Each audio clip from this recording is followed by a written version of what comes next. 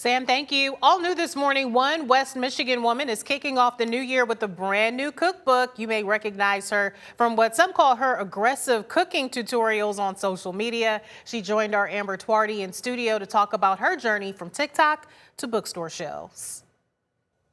If your New Year's resolution is to eat out less and cook more at home, our next guest might be exactly who you need. Jessica Secrest is a viral home chef cooking up recipes in a unique way. You may know her by her account Applesauce and ADHD, or by her aggressively funny cooking tutorials. Now she's putting all those recipes on paper with her cookbook. Of course it's good, coming out in January. So thank you so much for joining us this morning. Thank you for having me. Yeah, exciting stuff. So tell us all about your story, because it's so interesting to hear. You've really gone into virality very quickly. Yes, so I've only been doing this. I'm coming up on my 3-year anniversary here in January. That will be 3 years of me doing anything on social media. Before creating Applesauce and ADHD, I very rarely post on social media at all. Applesauce and ADHD is the name because my kids eat a lot of applesauce and my son was diagnosed with ADHD. So we were documenting his journey through what he was eating for lunch. And in the beginning, I wasn't even in the videos at all. It was just my hands throwing snacks on a plate. And shortly, within about a year, people really started liking what I was doing, and I created aggressive tutorials, and now I have millions of followers who tune into my recipes and what I do every day, and it's just wild. Yeah, huge. I know so many people that are very much so well aware of your account, especially I feel like it goes viral on Facebook often. That's where I a lot of the time see those videos. Yes, I am viral on Facebook most days, which is super fun because I only started Facebook about 1.5 years ago. So my Facebook audience is quite new, but I've grown quite fast on Facebook, which means I have a huge audience who became aware of me just very recently. And people are always wondering what I'm making for dinner. Yeah, for sure. Now, talking kind of about the aggressive style, the aggressive cooking tutorials is such a big part of your brand. At what point did you realize that that content was really taking off and that it was resonating with people so much? So it all started when I made an Uncrustable aggressively. I saw somebody using an Uncrustable maker, which is like, you can buy them in the store, but the frozen Uncrustables. But I saw somebody using an Uncrustable maker where you can make it at home the wrong way, and I could not handle it. It was 10 o'clock at night. I jumped off my couch and I ran into the kitchen and I was like, if I see one more person using an Uncrustable maker the wrong way, I am going to revolt. And everyone loved that video. And they were like, can you do other things aggressively? Of course I can. At this point, I was doing a lot of regular life stuff. People would watch me do my laundry on my live stream, and they knew that I could fold a fitted sheet. So then I taught the entire internet how to fold a fitted sheet aggressively. And once I started doing things aggressively, they were like, everything must be aggressive now. And I'm like, hold the phone. I'm not actually that aggressive in real life. I mean, no one wants to cook dinner every night, but I have to, so now I make aggressive tutorials where I cook dinner most every night. And I have aggressive tutorials doing a whole slew of other things, putting on a duvet cover, how to make your packing tape not stick, how to make your trash bag not puff up when you stick it in the can. You name it, I probably have an aggressive tutorial for it. Yeah, you've got all the tricks of the trade. And I guess so. Yeah, I mean, that kind of all factors into being a mom, too. I know that you're a local mom, which is so cool to hear. I had no idea when I first saw your videos that you were so local to this area. Yes. How cool that we have our own local celebrity entirely. I wouldn't say celebrity, but but it's really fun to go out and about and have people be surprised to see me in the grocery store. And a lot of the time I get that same reaction of, I knew you were in Michigan, but I didn't know you were here in Michigan. Yeah. Or I say a lot, I'm a Michigan lady or I'm a Midwestern lady. So people, when they find out that I'm a West Michigan lady, they get very excited. Absolutely. How has this all changed your life, at least, and your family's life as well, really over the past 3 years? This has changed our life in ways that I can't even express.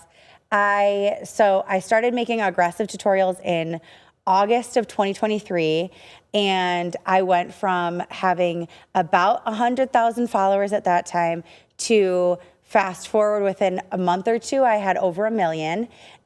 which means that I went from maybe very occasionally having somebody recognize me out in public to now it's super fun. Whenever I go to the grocery store, I can kind of tell when somebody sees me, and I'll get pictures asked of me, which I never mind doing.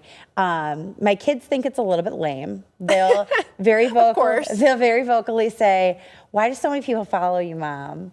But usually they are so used to it at this point that it's not really a big deal to them. I think they think everybody's mom does this kind of a thing.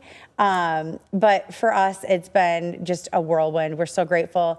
It's allowed me to not have to go back to work in HR. So I get to do this fun thing and write a cookbook and do fun things like this. I'm a regular stay-at-home mom who has really super cool perks of her job, which means I get to come on TV, or I get to go on the radio, or I get to do, other fun things. Yeah, absolutely. And you mentioned too the cookbook. I want to bring it up. It's called "Of Course It's Good," which is kind of one of your taglines almost. And then I love how it also says aggressively delicious meals anyone can make and everyone will love.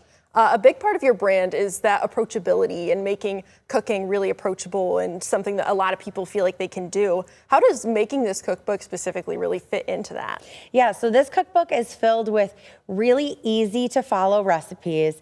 It has my signature aggressive style in it. Sometimes I'll tell you, don't do this or you'll ruin everything. Or I talk about who wants to cook every single night, but you have to, so let's make something in 30 minutes. I try to make cooking really accessible, really affordable. These are not expensive ingredients. These are not hard to find ingredients. These are recipes that you may know and love, but you forgot existed, like walking tacos. That's a Midwestern staple, right? Oh, yeah. But sometimes you just forget that that's even an option. So we threw it in the cookbook to remind you that, hey, you can make this for dinner and it's okay. It doesn't have to be fancy to feed your family.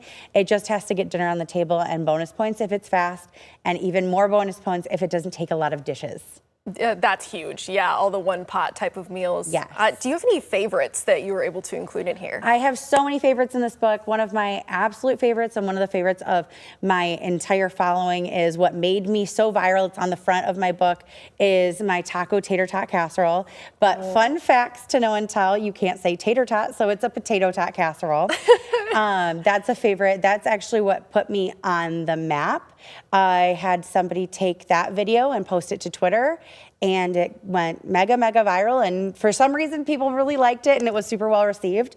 My famous chocolate chip cookies, which I say are better than my mom's because they are. I have a bunch of really easy one-pot meals. There's an entire tater tot chapter in there that's really fun with different types of tater tot casseroles and tater tot dishes.